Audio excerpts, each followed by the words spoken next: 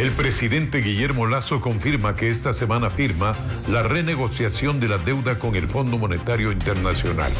El incremento de impuestos acordados con el gobierno de Lenín Moreno no se aplicaría. 3 muertos y 2 desaparecidos tras un aluvión en Baños, provincia de Tungurahua, mientras 200 autos quedaron atrapados por varias horas debido a una inusual nevada en Papayacta, el límite entre las provincias de Pichincha y Napo. Informe especial. Un equipo de Televistazo recorrió el estratégico cerro de Montecristi en Manabí, donde se instala uno de los radares que permitirá controlar el espacio aéreo para combatir el narcotráfico en el país. La Contraloría consulta a la Procuraduría si puede revelar la información de asambleístas que tienen observaciones por supuestas irregularidades. Desde hoy, 6 agencias del registro civil en Quito, Guayaquil y Cuenca atienden bajo el sistema de agendamiento. Las noticias en Televistazo con Alfonso Espinosa de los Monteros.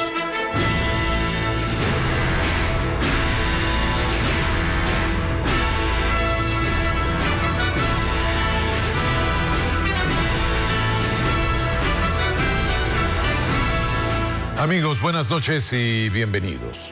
Las consecuencias del clima en el Ecuador. Aproximadamente 200 vehículos quedaron atrapados este lunes en la vía Quito-Papayacta por una sorpresiva nevada en pleno verano. Un verano raro, con lluvia, a veces con sol, etc. El paso por la vía principal que conecta a Quito con la Amazonía se restringió por más de 8 horas y 12 personas fueron atendidas con síntomas de hipotermia. Hay frío fuerte acá en Quito. Paul Romero con el reporte. Este lunes, la cordillera de la Reserva Ecológica Cayambe-Coca amaneció cubierta de nieve. No es la primera vez que ocurre este fenómeno natural en pleno verano. La nieve sorprendió a los viajeros que se quedaron atrapados con sus vehículos en la vía Quito-Papayacta que une a la capital con las provincias amazónicas del norte. El hielo cubrió la vía. Los conductores perdieron el control de sus vehículos y varios de ellos se encunetaron en medio de la incesante tormenta que cayó en este sector del páramo andino. Los buses de transporte público se quedaron varados a un costado de la carretera hasta que baje la nevada. Los vehículos livianos que intentaban pasar por este lugar se resbalaban por la inestabilidad de la vía, un fenómeno natural que asustó y maravilló a la vez. Pero muy lindo, sobre todo, pero bueno, queríamos llegar tan pronto iba con viaje al Tena. Las llantas comienzan a patinar ya, es imposible, y no hay como para qué hacer esa maniobra imprudente, oiga, peligrosa. Maquinaria pesada del municipio de Quito, policías y bomberos retiraron el hielo para habilitar el paso, especialmente a los buses con pasajeros que presentaron síntomas de hipotermia. Por el frío excesivo en el sitio estaban descompensados y con hipotérmicos, por lo cual se dio la asistencia por parte de paramédicos. La temperatura de este lunes fue una de las más bajas de los últimos años. 2 grados bajo cero para que el agua pueda justamente congelarse y se produzca la nieve. Este es un clima extremo.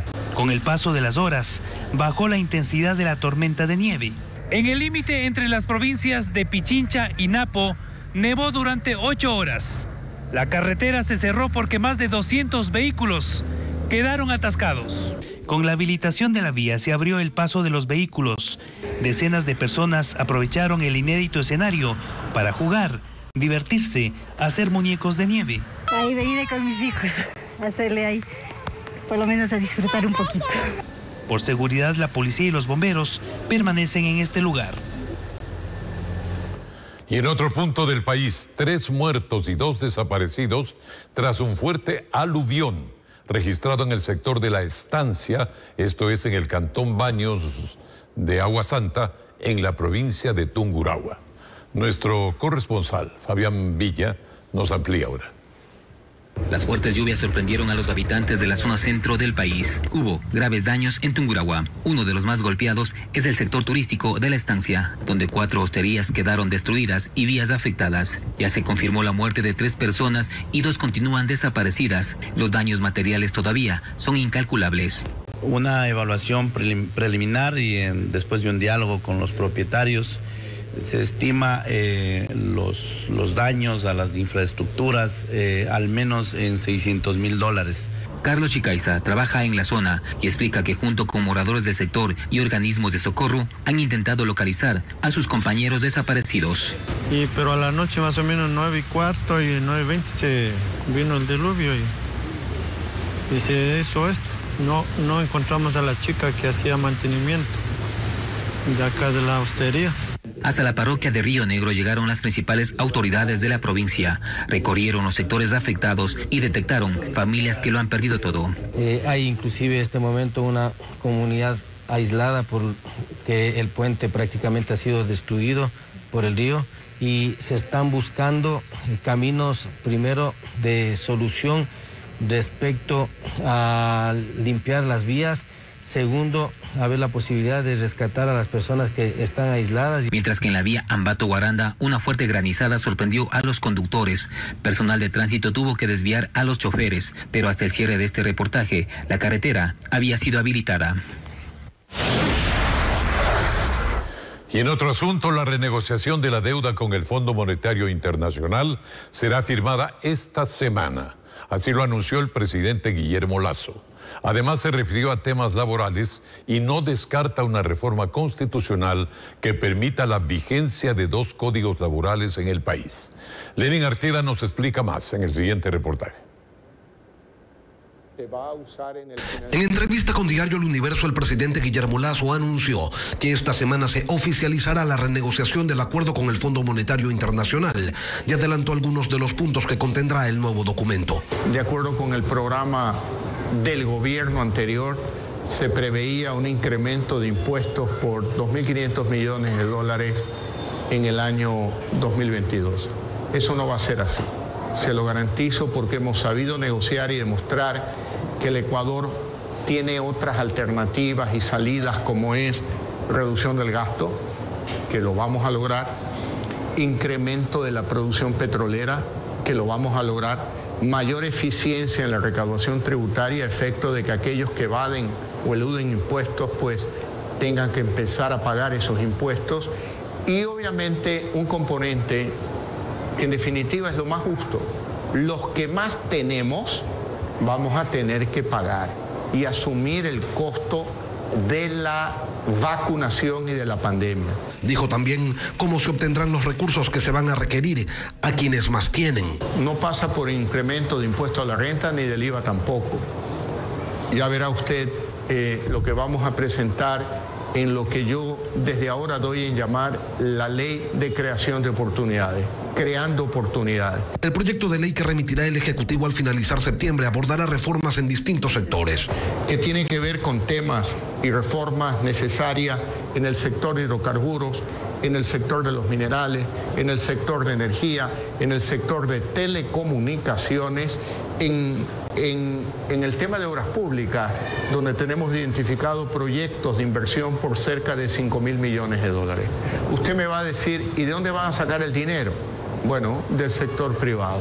El presidente también se refirió a las reformas laborales que presentará. Dice que es necesario un nuevo código porque con el actual no se puede cambiar la situación del desempleo en el país. El actual Código del Trabajo, antiguo Código del Trabajo, no ha facilitado la creación de empleo en el Ecuador. Es un obstáculo para crear empleo. Por lo tanto, los que tienen trabajo formal, que sigan protegidos por ese código. Pero aquellos que no tienen, que son la gran mayoría, el 70% de la fuerza laboral, requieren una nueva ley. Por eso estamos planteando una reforma legal y, si es necesario, una consulta popular. Y se refirió a la inseguridad en las cárceles. Dice que las mafias están tratando de presionar al gobierno. Las expresiones de las mafias en las cárceles, amotinamiento, en una expresión de decir: levanto la mano, aquí estoy yo, no te olvides de mí, ven a negociar conmigo. Pistolas. Nosotros no vamos a negociar con las mafias. Guillermo Lasso señaló cuáles son los objetivos del régimen en su lucha contra la desnutrición crónica infantil. Reducir la desnutrición crónica infantil en 6 puntos porcentuales en los próximos 4 años de gobierno. Y que ese programa arrancará con $200 millones que provienen de los multilaterales. Y a eso hay que sumarle los recursos con que cuentan los ministerios involucrados en reducir esos índices. Y hoy arrancó la intervención policial en Guayaquil, Durán y San Borondón ante la ola de crímenes que aterra a estas poblaciones de Guayas. Actualmente vigilan toda la provincia 10.535 agentes, pero en la zona intervenida hay 8.375. Con el objetivo de capturar a los sicarios se sumarán 300 policías de grupos tácticos. Merlin Ochoa nos informa que la intervención durará hasta diciembre. La mañana de este lunes llegaron hasta Guayaquil 200 de los 300 policías que formarán parte de los grupos tácticos que intervendrán las zonas más críticas de Guayaquil y Durán, los cantones más peligrosos de Guayas. Estos uniformados tienen acceso a información de inteligencia. Su objetivo es capturar a 48 sujetos, la mayoría de ellos son sicarios. La comandante general de la policía detalla los resultados del primer día de intervención. Ya tenemos 2 detenidos que son personas que han participado en muertes violentas. Están trabajando en la localización y captura de los sicarios. Un sicario no mata a una persona, a veces 1, 2, cuando sigue impune, sigue libre. Trabajarán en más de 250 sectores conflictivos debido al consumo, acopio y venta de drogas. Donde se realizará allanamientos, operativos de flagrancia, así también como se ejecutarán investigaciones previas. La intervención durará hasta diciembre. Con ello intentan disminuir la ola de violencia que hasta ahora deja 415 asesinatos en Guayaquil, Durán y San Borondón. El 85% de las muertes violentas están ligadas al tráfico y consumo de drogas. La comandante dice que la intervención será un trabajo conjunto. Las Fuerzas Armadas, desde sus competencias como es el control de armas, los dispositivos bajo la coordinación de la Policía Nacional, harán sus operativos. Los sicarios más peligrosos podrían ir a La Roca, en Guayaquil, una cárcel que está siendo reparada para volver a ser de máxima seguridad.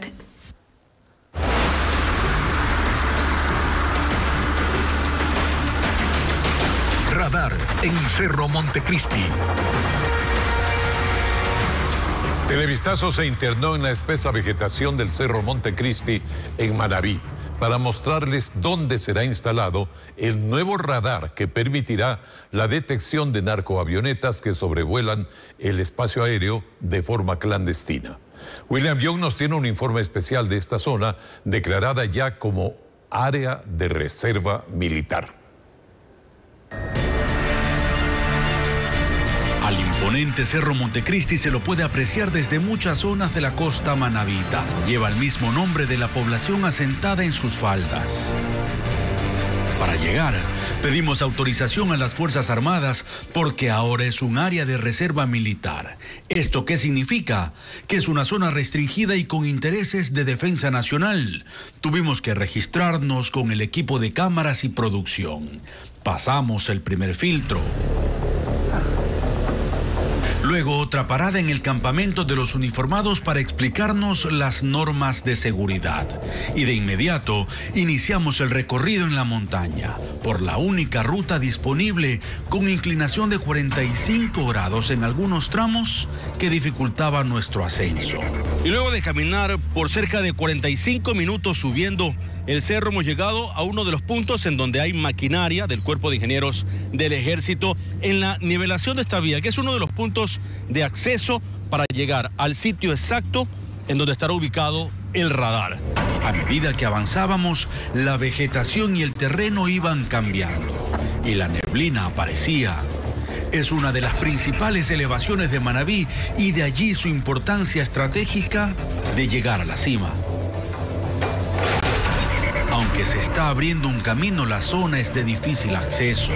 Hay militares en varios puntos de vigilancia haciendo rondas para evitar que civiles ingresen de forma irregular. Y estamos a escasos 200 metros de la cumbre, donde finalmente se va a instalar el radar en este plan antidrogas. Hay personal de ingeniería también realizando estudios topográficos para reducir el impacto ambiental en esta vía de acceso. Sí, exactamente, tratar de no provocar mucho impacto ambiental, ¿no? O sea, pero que cumpla también con los parámetros técnicos la vía. Por ahora, a la cima solo se llega en helicóptero. Aterrizamos en un área despejada con una vista de 360 grados. Algo vital en este objetivo de detectar las narcoavionetas que ingresan al país de forma clandestina, y eso es clave en la estrategia de las Fuerzas Armadas. En este punto se ubicarán oficinas administrativas y una plataforma sobre la que irá el radar. Esto podría tomar 2 meses más. Bueno, realmente nosotros no ponemos en riesgo las fuentes de agua, no ponemos de forma arbitraria la ubicación y la línea por donde nosotros estamos aperturando las brechas, sino que evitamos y bordeamos ciertos sectores en los cuales garantizamos que continúa la flora y la fauna. Llegó el helicóptero a recogernos. Dejamos este cerro, un bastión en la lucha contra los cárteles que tratan de perforar la seguridad nacional en sus intentos por hacer de Manabí su centro de operaciones en Sudamérica. El contralor subrogante Carlos Riofrío pidió al procurador un pronunciamiento sobre si puede o no entregar información acerca de glosas aplicadas a los asambleístas. Su negativa a facilitar la información al presidente de la Comisión de Fiscalización, Fernando Villavicencio, motivó críticas contra el funcionario de Contraloría. Patricio Díaz nos cuenta que entre 30 y 32 legisladores estarían bajo examen de Contraloría. Según el presidente de la Comisión de Fiscalización de la Asamblea, Fernando Villavicencio, hay legisladores que son investigados por Contraloría y tienen ya predeterminaciones, es decir, la entidad estableció que deberán pagar al Estado lo que se conoce como glosas. Aparecen nombres de aproximadamente entre 30 y 33 legisladores. Pero dice que le pidió al Contralor subrogante, Carlos Riofrío, que le informe cuáles están en firme y cuáles aún en proceso, entre otros detalles. Sin embargo, el funcionario le dijo que no. Porque está sujeta a reserva. Esta es otra acción inconstitucional, ilegal, y queda claro que el señor le pone un candado, y queda claro que el señor está encubriendo presuntas acciones de corrupción. Pero el contralor Carlos Riofrío le responde, rechaza la acusación de un presunto encubrimiento y mediante comunicado informó que ha pedido un pronunciamiento al Procurador General sobre si la información puede ser entregada, aunque esté en proceso de juzgamiento en instancias administrativas y judiciales. Desde la propia Comisión de Fiscalización dicen que la reserva señalada por el Contralor tiene algún sustento. El Contralor, entiendo yo, que tiene sus razones y sus argumentos legales en que si una glosa o un IRP no se encuentra en firme, es decir, sigue impugnado o sigue pendiente de resolución, no se pueda difundir porque se afecta en muchos casos la honra de ciertas personas. En el mismo sentido se pronunció UNES, de donde provendrían la mayoría de legisladores señalados por Villavicencio. ¿Quién hace las glosas? ¿No fue el Contralor que fue destituido? ¿Qué legitimidad pueden tener esas acciones? Son, entre otros, exalcaldes, exprefectos, exmiembros de directorios estatales, que previo a su elección como legisladores ya estuvieron en la función pública. Y este mes el alcalde de Quito en disputa, Jorge Yunda, enfrentará 3 audiencias en el ámbito penal, electoral y constitucional, que definirán su situación tanto sobre su permanencia en el cargo como sobre una posible sentencia privativa de libertad por peculado. Jacqueline Rodas, con pormenores. En contra del alcalde en disputa, Jorge Yunda, hay varias investigaciones previas abiertas en el ámbito penal y un proceso que está por llegar a sentencia. El próximo miércoles 29 de septiembre a las 9 de la mañana enfrentará la audiencia de juicio por posible peculado en la compra de 100.000 pruebas para COVID-19. Será una diligencia extensa que durará alrededor de un mes. Los 14 procesados presentarán cientos de testigos y pruebas documentales, al igual que la Fiscalía. Yunda tiene previsto llamar a 88 personas para que testifiquen, entre ellas a los exministros de Salud, Mauro Falconi y Juan Carlos Ceballos. Al término de la audiencia se conocerá si el alcalde es inocente o culpable. En el segundo caso podría recibir una pena de hasta 13 años de prisión. Pero antes, Jorge Yunda tendrá otras 2 audiencias este mes. En el ámbito electoral, este jueves a las 2 de la tarde se presentarán pruebas y alegatos ante Arturo Cabrera, presidente del Tribunal Contencioso Electoral, por 2 denuncias presentadas en contra de Jorge Yunda por no acatar la sentencia de última instancia que ratificó su remoción como alcalde de Quito. De fallar en su contra, se podría ordenar su destitución. La tercera audiencia es en la Corte Constitucional. La jueza Carla Andrade convocó a las partes para el 13 de septiembre a las 10 de la mañana. Escuchará sus argumentos sobre la acción extraordinaria de protección presentada por Santiago Guarderas, quien disputa la alcaldía. En este caso se resolverá la constitucionalidad de las decisiones tomadas por la jueza María Belén Domínguez y el tribunal que falló a favor de Jorge Yunda para que regrese al cargo. La decisión de este organismo supremo será determinante, pero no inmediata. La jueza constitucional deberá elaborar un proyecto de sentencia que subirá a conocimiento del Pleno.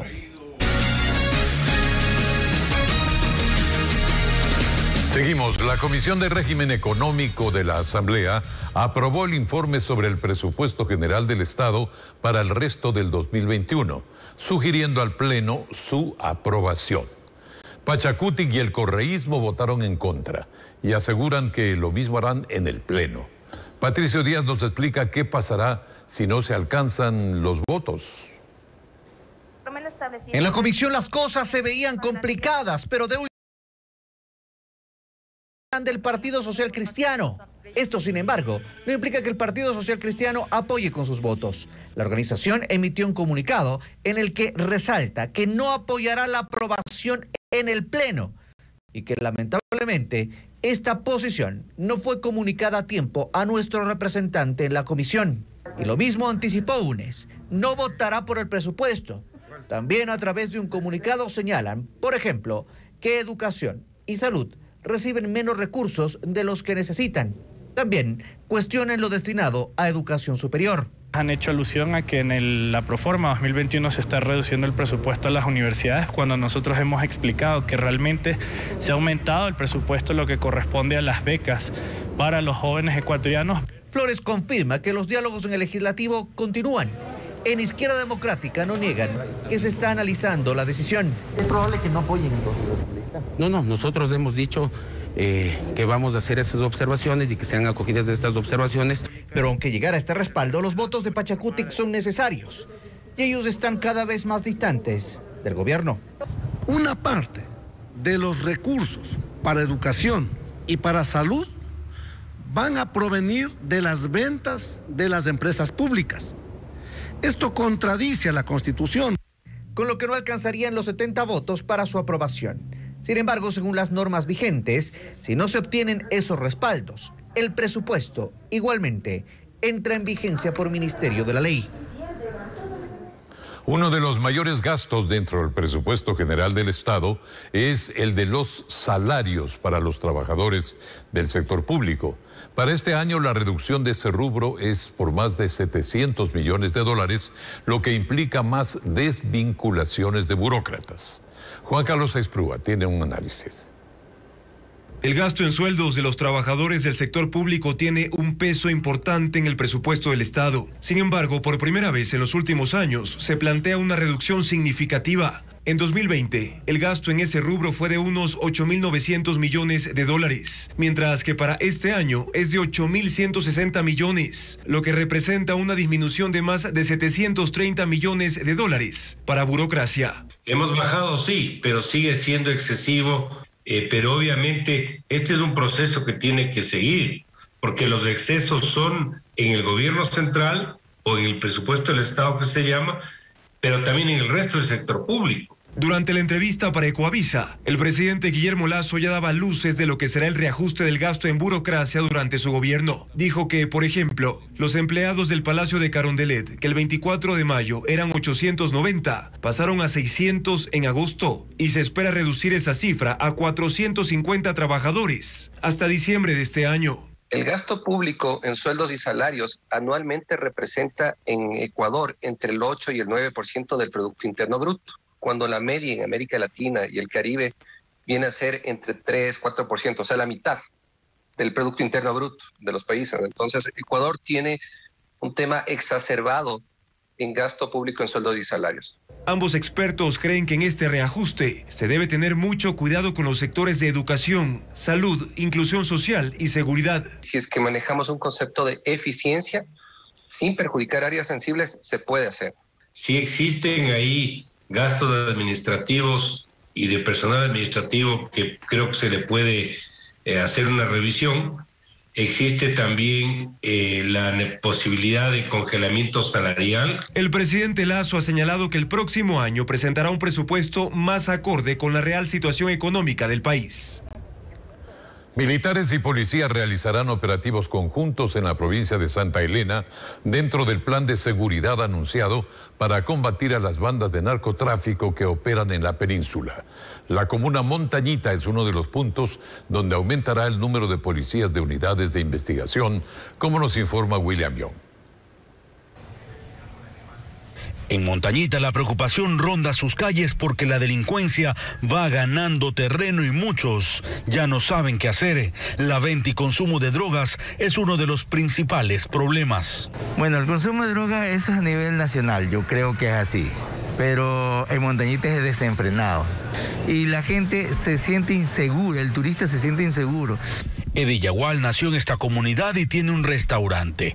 Nos dijo que se juntaron varios comuneros y decidieron crear una brigada de voluntarios para ayudar a vigilar las calles porque solo hay 16 policías para patrullar esta zona norte de la provincia de Santa Elena. En cambio, los delincuentes se van multiplicando. En el Consejo de Seguridad Provincial, los representantes del gobierno, policía y autoridades locales decidieron declarar a este balneario como un circuito especial de seguridad para combatir el tráfico de drogas. Sin embargo, entre la comunidad dudan de que este anuncio mejore la situación porque ya lo han escuchado varias veces. La inseguridad no se detiene y el turismo sigue perdiendo. Estamos, por decirlo así, a un grito de auxilio a las entidades gubernamentales que metan mano en el asunto. La solución es trabajar en conjunto. ¿Qué implica hacer un circuito especial de seguridad? El gobernador de Santa Elena lo explica. En los próximos días se van a agregar 30 efectivos de la Policía Nacional, efectivos de élite que van a venir a trabajar en toda la provincia y yo creo que esto es el paso de una transformación que todos esperamos. En lo que va del año en esta provincia se registran 28 asesinatos, la mayoría relacionados al tráfico de drogas, algo que tiene en alerta a toda la población. Y ahora vemos prácticamente cada semana que hay eventos desnaturalizados, desproporcionados de lo que ha acontecido antes en Santa Elena y se quedará esto a la orden del día, a plena luz del día. Las Fuerzas Armadas definen qué estrategia utilizar para combatir a estas peligrosas redes camufladas en esta zona del país.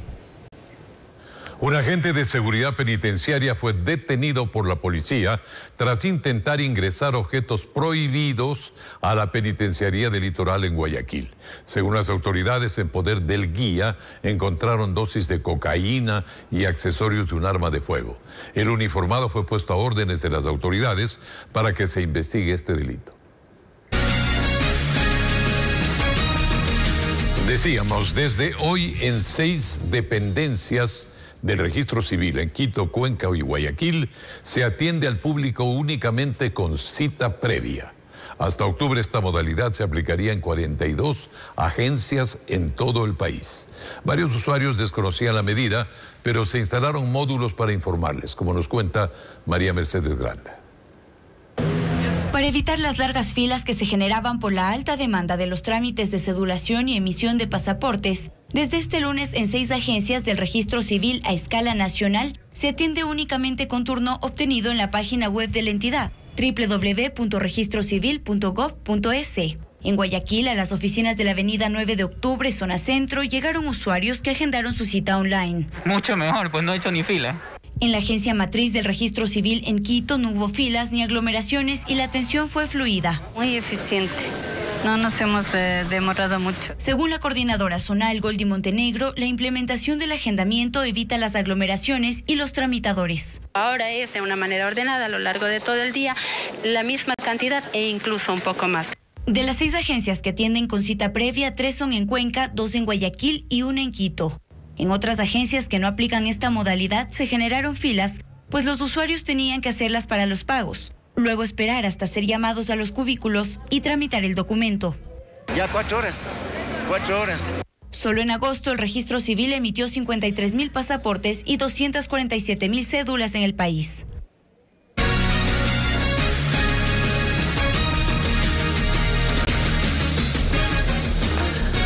Decenas de choferes de la Federación de Transporte Urbano del Guayas protagonizaron una protesta en la gobernación de la provincia.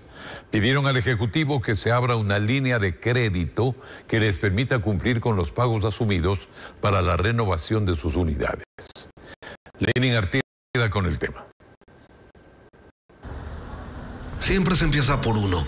Luego llegan los demás y se iban ubicando en una fila ordenada, por cierto, porque no querían obstaculizar el tránsito, sino decirle al gobierno que requieren de mayor velocidad en la atención de un pedido, que se analice en las mesas de diálogo, pero en el que señalan no hay resultados todavía. No podemos seguir con el pago establecido en las entidades financieras. Nos estamos comiendo el capital. Los conductores llevaban carteles y contaban que su pedido hoy es uno solo, que no haya confusión, que ellos no están en contra del gobierno, que lo que piden es celeridad porque la situación es apremiante. Nosotros no estamos aquí por pasaje ni tema del subsidio. ¿A qué le voy a cobrar el pasaje? ¿Y a qué le voy a poner combustible si me quitan la unidad? Aspiraban a que los reciba el gobernador, pero no estaba. A una funcionaria le entregaron su pedido. En días anteriores, desde el Ministerio de Transporte se indicó que se había iniciado ya diálogos con cooperativas de crédito, que son las que concentran los préstamos de los transportistas, y dijeron que había apertura para renegociar, pero que el asunto de las deudas se debe analizar caso por caso. Hasta ahora, solo hay ese anuncio. Que se acelere la línea de crédito. No queremos que nos regalen nada. Una línea de crédito a un interés preferencial para los compañeros que tienen esta deuda, no para comprar más carros. En las mesas de diálogo, además, se analiza la focalización del subsidio a los combustibles que se anunció en este mes. Estará definido. Los transportistas siguen a la espera de respuestas. El pasaje del trole y Ecovía en la ciudad de Quito subirá a 35 centavos desde el 1 de octubre del 2021. La Secretaría de Movilidad aprobó la prórroga de la empresa metropolitana de transporte para cumplir con la colocación de los adhesivos en los buses alimentadores de ambos sistemas. Esto ante la inconformidad de los usuarios. 300.000 pasajeros utilizan a diario el transporte de Ecovía y Trol en Quito. Los usuarios muestran sus molestias ante el incremento del pasaje a 35 centavos. Veo que ya se ha descuidado el aforo, como usted dice, en los vehículos, porque ya va mucha gente amontonada. Entonces eso es lo que debería el municipio preocuparse. La ciudadanía siente que le afecta esta alza porque utilizan varias veces el sistema de transporte. 2 y 2 serían 4 pasajes al día.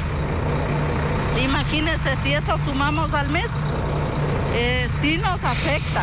El incremento del pasaje en esas unidades en Quito estaba programado para el 1 de septiembre, pero se lo prorrogó hasta el 1 de octubre, ya que las unidades deben colocar adhesivos que identifican a los autobuses en los que se cobrará 35 centavos. Cerca de 300 unidades que están en el servicio de alimentadores.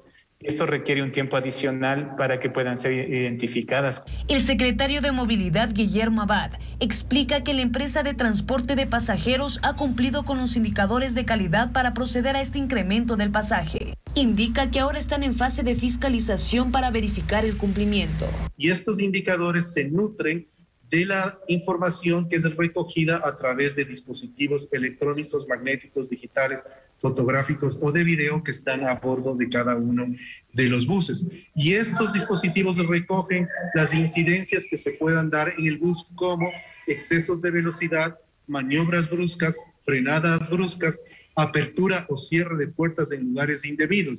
Las tarifas para los ciudadanos de la tercera edad y menores de 18 años será de 17 centavos y las personas con discapacidad pagarán 10 centavos en el trolley y la ecovía. Más de 1 tonelada de droga fue decomisada en el puerto en el sur de Guayaquil. El cargamento estaba destinado a una terminal de Libia, África. Merlin Ochoa nos informa que la mercancía está valorada en más de 60 millones de dólares. Trabajos de inteligencia de los agentes de la unidad de puertos y el olfato de un canino de antinarcóticos permitieron el hallazgo de más de 1 tonelada de cocaína que estaban dentro de un contenedor de carga. Los narcos habían colocado la droga en medio de cajas con banano. El mismo que al aperturarlo se encontró en su interior 17 bultos. El mismo que contenía 1.005 paquetes en forma rectangular. Según la policía, el cargamento, encontrado en un puerto en el sur de Guayaquil, tenía como destino final Benghazi, en la ciudad de Libia, en África. La mercancía ilícita está valorada en 60 millones de dólares. Tras el decomiso, los representantes de la empresa exportadora fueron detenidos. En coordinación con Fiscalía, se realizó la aprehensión de 2 personas de nacionalidad ecuatoriana y se dispuso también la recepción de...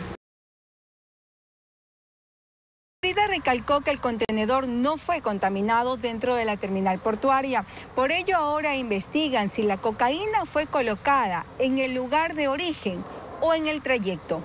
En lo que va del año, en los puertos de Guayaquil se han decomisado 37 toneladas de cocaína. En los últimos 3 años, el microtráfico incrementó en el país, afectando a jóvenes más vulnerables. Un equipo de Televistazo constató el drama que viven los consumidores de la droga denominada H. Bessie Granja conversó con un experto quien analiza este problema y la propuesta de eliminación de la tabla del porte de droga. Se cree que la oscuridad de la noche oculta cosas, pero en Guayaquil es todo lo contrario. En el suroeste de la ciudad se observan a jóvenes que están con fundas llenas de botellas plásticas. Las recogen de la basura para venderlas, tener dinero y así comprar la sustancia, como lo cuenta Josué.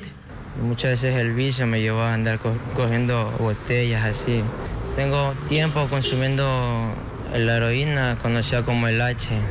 En otro punto del suburbio encontramos a Jonathan, de 25 años, quien nos cuenta su historia. Entonces, un joven deportista que le faltaba 1 año para graduarse, la droga totalmente destrozó mis estudios, destrozó mi salud y después destrozó mi familia, porque por la droga perdí a mi esposa y a mi hijo. Ambos confiesan la dificultad que tienen de abandonar este infierno, como califican a su adicción. Desconocen el impacto que podría tener la eliminación de la tabla de porte de droga, pero coinciden en que no quieren ir presos.